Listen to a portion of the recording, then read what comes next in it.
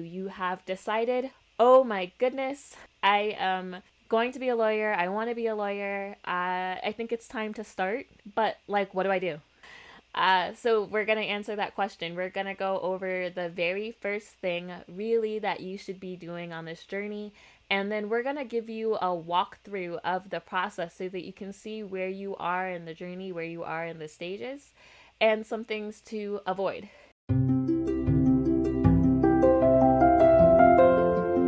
For those of you who are new, my name is Sydney. I am a law school admissions consultant and the owner and founder of Montgomery Admissions Consulting. I am the first lawyer in my family and a graduate of Princeton and Harvard Law School, and I have dedicated my life really to helping students break down generational barriers and step confidently into their future, and I'm really excited to help you on your journey. So, like I said, tonight we are going to be talking about the first steps in applying to law school. What is the very first thing that you need to do? You have decided, oh my goodness, I am ready. I am going to be a lawyer. I want to be a lawyer. I think it's time to start. But, like, what do I do? So we're going to answer that question. We're going to go over the very first thing really that you should be doing on this journey. And then we're going to give you a walkthrough of the process so that you can see where you are in the journey, where you are in the stages, and some things to avoid. And some tips for making sure that you are stepping strongly in this first step toward law school. This is like the time. It's March. Some of you are juniors in college. Some of you are working adults, working professionals already. And if you are looking at September, if you are looking at applying for this fall cycle, a lot of times this is when people start to contact me and they're like, okay, what do I do? What do I do? Like I said, you're at the beginning and you've come and you're like, what do I do? What is the very first step? The very first step is often the stuff that I think people are a little afraid of. And that is to take an LSAT diagnostic test. Now you're like, hold on, I don't know nothing about law school. What is the LSAT? What do I need to do? All right, so the LSAT is the Law School Admission Test. It is administered by the LSAC, the Law School Admission Council.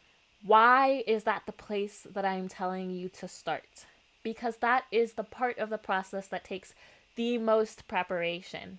I say on average, it takes students about maybe 3 to 4 months to craft really strong essays. Now, some people will come to me and they'll try to do it in less, but I really strongly believe that it takes 3 to 4 months to really craft impactful personal statements, diversity statements, any optional essays or scholarship essays, and make sure that you're giving your recommenders enough time to do their part as well and write any addenda that you might need. However, if the essay portion takes 3 to 4 months, studying for the LSAT could take up to a year. So the minimum amount of time that I tell people to study for the LSAT is 3 months for 3 hours a day. And I really mean 3 hours a day. And the kind of upper limit, I would say, is a year, because you really can overstudy. You can overstudy in a way that allows you to unintentionally burn out, and you really don't want that either. So I think that on average, most students take about 3 to 6 months of serious, strategized studying for the LSAT. And why do I put it like that? Because I think sometimes we can bop around. We can be like, oh, I'm studying for the LSAT. Like, you've got a book and sometimes you open it. And sometimes on your way to bed, you might think about an LSAT question. And you're like, I'm studying for the LSAT. No, I mean, like, with a schedule and you have some kind of curriculum, even if that's self-study, which I don't usually recommend, but you have a plan and you are dedicating time and hours to studying. That's why I say it takes at least 3 to 6 months of that kind of studying. And that kind of studying means that you are giving me 2 to 3 hours of studying a day, at least. The LSAT is a skills-based test, so it really is like muscle memory. It's the kind of test that really wants to see, like, do you have this stuff cold? Do you know it in your bones? The LSAT is a test where you need to really study the test. You need to understand the question types. You need to know how to set up logic games. You need to know how to read certain kind of passages. There's a lot of content that you need to know kind of cold.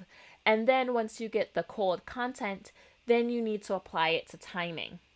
Oftentimes when students aren't finishing the test or their timing is off, it's because they don't know the foundational parts of the LSAT exam, like the back of their hand, like they know their name, right? If I asked you your name, you'd be able to tell me. That's one of those tests that they do for concussions to see where you are. That's like how much I need you to know the question type. Be like, okay, yeah, it's a 2A, it's a 4B, whatever. I am not an LSAT tutor, but I work with students closely in the process, and I recommend several LSAT test courses and tutors. And over the years, I have known certain study strategies that have worked and that haven't worked. And I've seen when students are setting themselves up for pitfalls. And so one of the ways that students really set themselves up for failure is not giving them enough time for the test. I cannot tell you how many students have come to me in August or September, and they're like, I want to apply to law school. And I'm like, okay, applications are already open, so we're already kind of a little bit behind. And then they're like, I haven't started studying for the LSAT. And I'm like, oh, I see. And it makes me a little concerned because that's a dangerous place to be if you're not a naturally good test taker. And so sometimes people will be like, well, I want to study for the November LSAT. And I'm like, okay, all right, sure, we can do that. But you don't even know yet how much time you need to study for the test. You don't know, for example, if you need 3 months to study, if you need 6 months to study, if you need 9 months to study. And so when you come in and you're not sure and you don't know if you need 3 months or 6 months or 9 months to study, but you have given yourself an artificial date and you said, yeah, I want to take the November test. It's currently September, it's currently August. You have already said, okay, I am only giving myself 3 months. Whether I need 6 months or not, I'm only giving myself 3 months. And that is not a great place to be. That's not how we operate in an abundance mindset with this test. So the very first thing that you need to do is to take an LSAT diagnostic test. And I recommend doing that as soon as possible. So if you are listening to this and you are saying, I'm planning to apply to law school in September, you need to just this weekend, go take an LSAT diagnostic test this weekend. Even if you are maybe thinking about taking the LSAT next year, it really doesn't hurt to take a diagnostic test right now just to see where you are.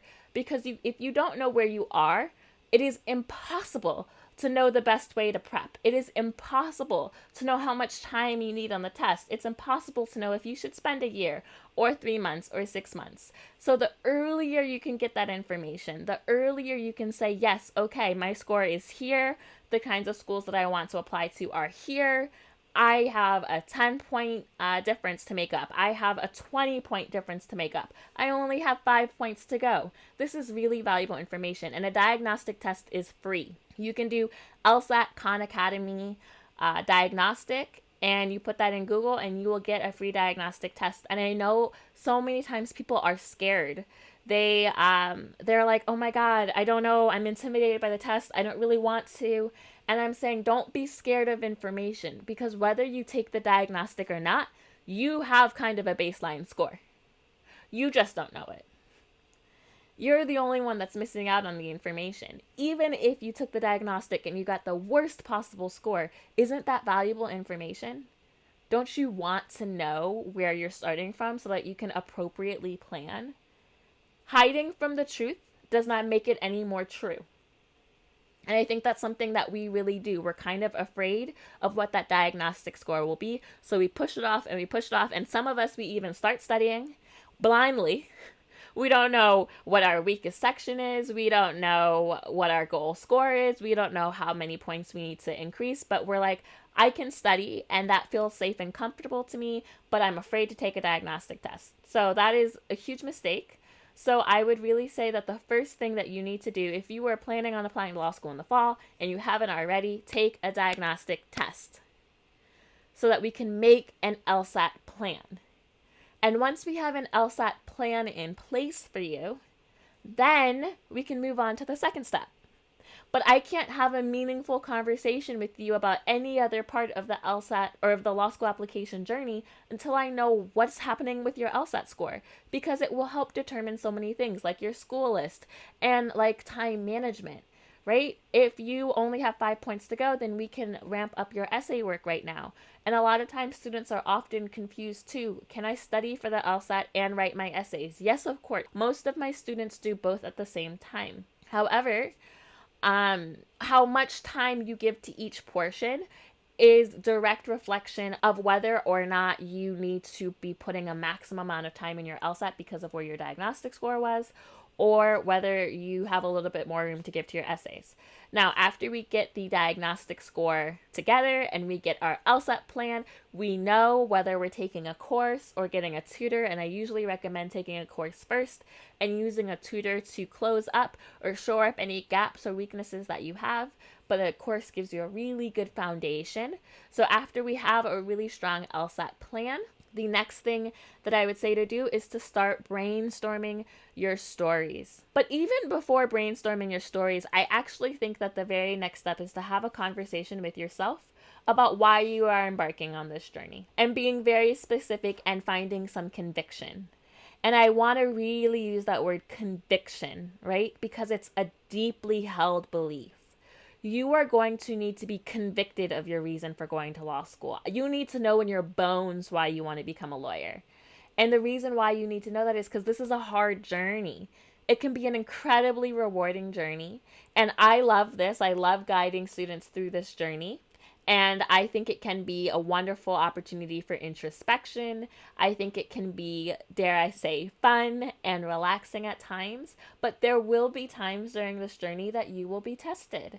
Especially with the LSAT exam. And so if you don't know in your bones, I am going to become an attorney because these are the people that I want to help. This is the issue that I want to be part of solving. If that's not very clear to you, you need to get that clear before we go on any other part of the journey. You need to have a why law. That is one of the first questions that I ask clients when they meet with me for consultations. I love to hear about them, and I ask, what is driving you to law school? Why are you embarking on this?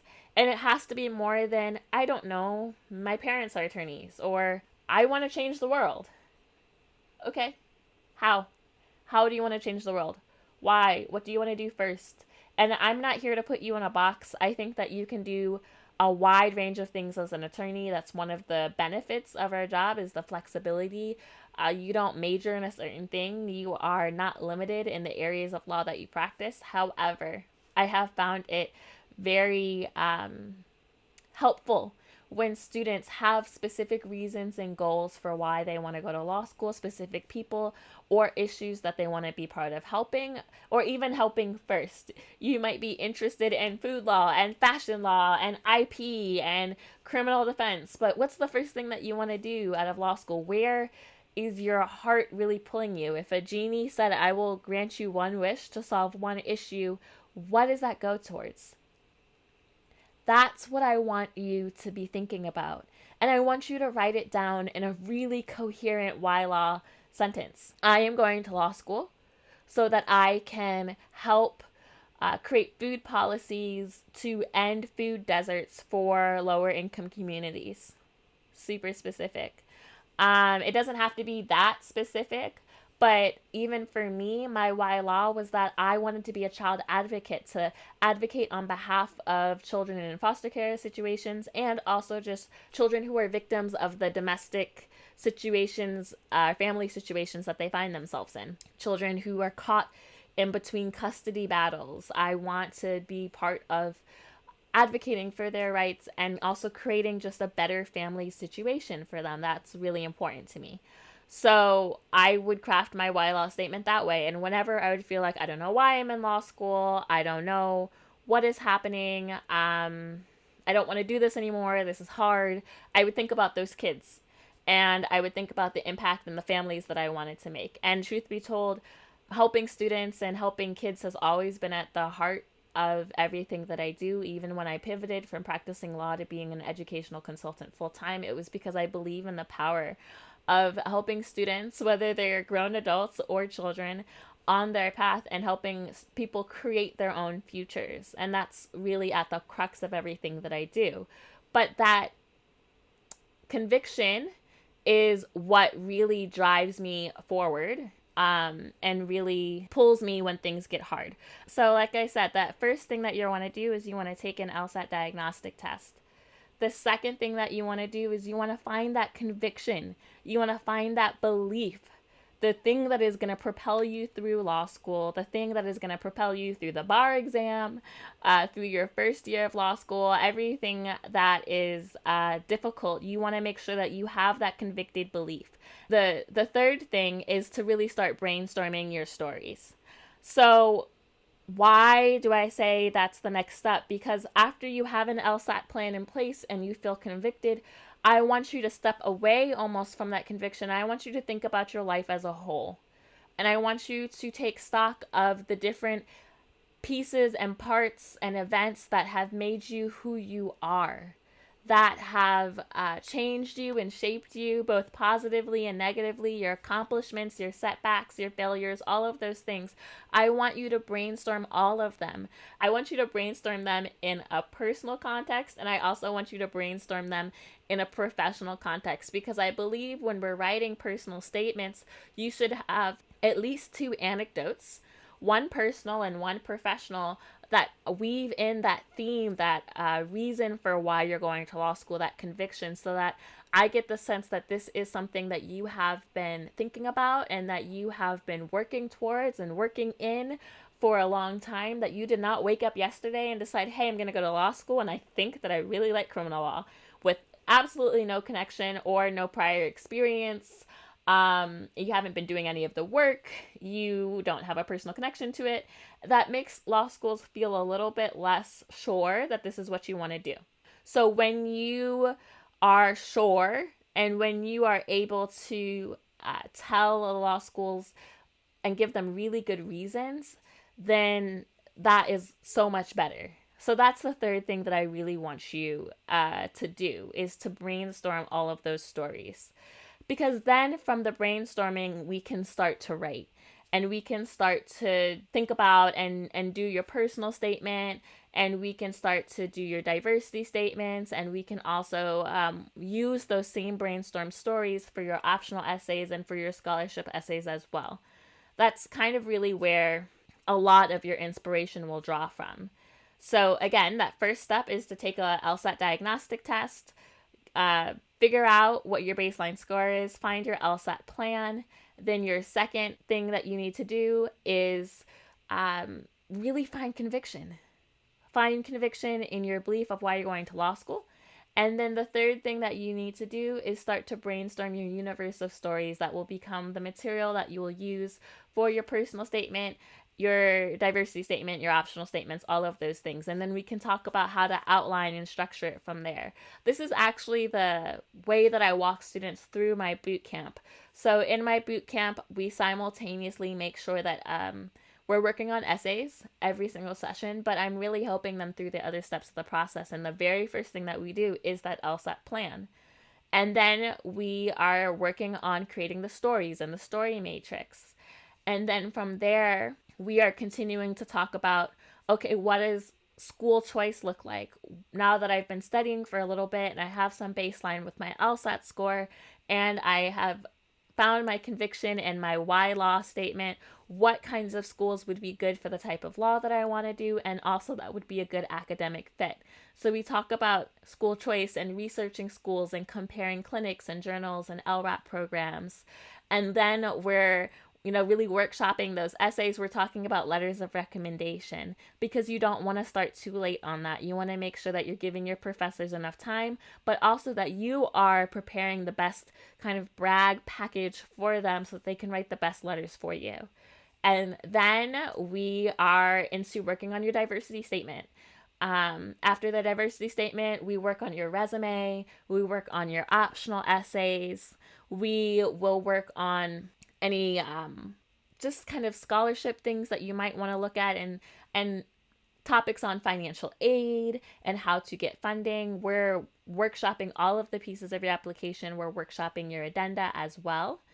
and making sure that that looks really good. And then we're talking about what happens after you hit submit.